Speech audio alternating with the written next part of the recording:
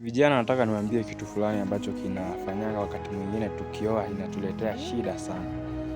Wakati mwingine sisi kama vijana tunakuanga na tabia ya kusema kwamba acha nimchukue huyu, nikishamweka kwa nyumba nitakuwa na jukumu la kumbadilisha, lakini wakati mwingine huyo mtu hawezi kubadilika. Kwa hivyo ukitaka kuwa na urahisi wa ndoa yako, kitu cha kwanza unatakiwa kufanya, ukienda kuangalia mtu wa kuoa, usiangalie vitu mingi ambazo wanadamu wenzako wanaziangalia. Kitu cha kwanza unatakiwa kuwa na mtu ambaye hata kama mjaachana sana, huyu mtu ako na vitu zenye unafanyanga. Wewe umeokoka, ameokoka. Wewe unakuanga like chochote uko nacho, hata kama hana chote, lakini awe ako na sehemu ya kitu ambacho unakipenda kwenye maisha yako.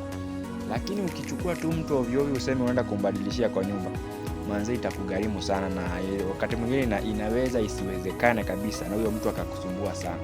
Kama umeokoka, chukua mtu ameokoka. Kama wewe hujaokoka, unaweza ukachukua mwingine ameokoka, sababu mtu anaweza kubadilisha kama hujaokoka. Lakini mtu mwenye umeokoka, kubadilisha kama mtu sana sana wasichana bro, itakuwa ngumu. So try kuangalia mtu mwenye mnaendana. Ni wa dini gani?